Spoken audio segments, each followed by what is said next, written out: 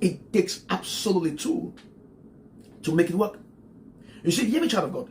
The very first responsibility is not provision. No. The very first responsibility, in every relationship is to make it work.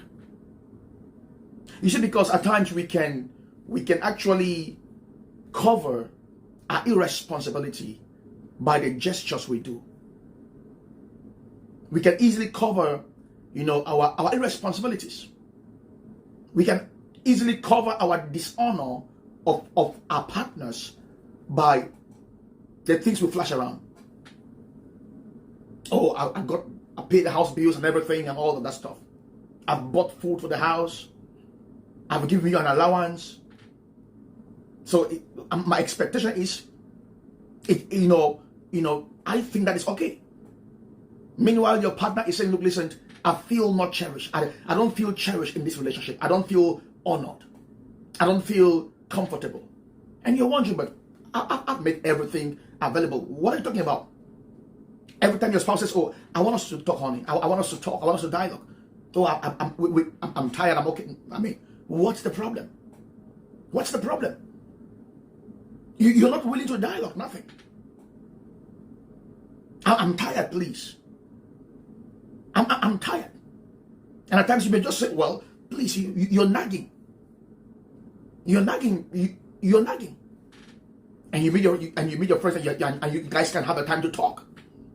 You will go out and sit with your friends and you guys will sit down and dialogue and talk and chat and gist and laugh for 1 hour, for 2 hours, for 3 hours. You will sit down patiently, hear them tell you the stories of their family. You will sit down patiently and even hear them tell you the girl they are now dating outside their marriage. You will sit down patiently and hear them even talk about their wives back at home and complain back at home. You will sit down and listen. But when you go back home, you can't sit down and listen to your spouse. It's a problem.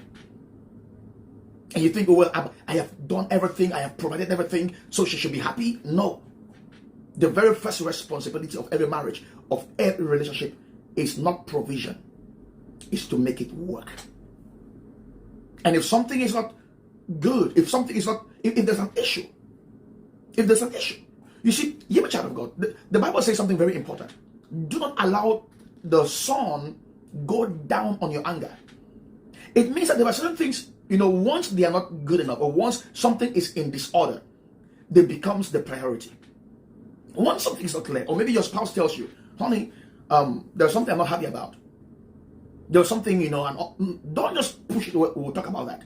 And you go 1, 2, 3, 4, 5 days, honey. Remember I told you that something is not going well. I'm not happy. I'm not comfortable. Now you haven't heard what she's not comfortable about.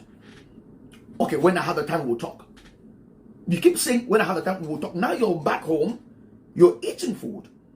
It would have been a good time to sit down while eating and dialogue with your spouse. You're saying there is something. Oh, I cannot meet. You are trying to watch a movie. You're trying to watch soccer and all that stuff. And you have been postponing. You have been postponing. Now, why you keep on postponing, the truth is this. It doesn't matter. Whether you pay the bills, it doesn't matter. Whether you give her food money, it doesn't matter. Whether you even send money to her parents back home, it doesn't matter. As long as you haven't been able to make the time to sit down to listen to what she's trying to call your attention to, that relationship is gonna get sour. It's gonna get sour. It's heading to doom. It's heading to destruction. No matter what you do, no matter what you do, there is something which is burning on her on the inside, and she wants to address it. Now, you should make it a priority that if there's anything that needs to be addressed, we have to address it first. Before talking about anything else, we have to address that matter.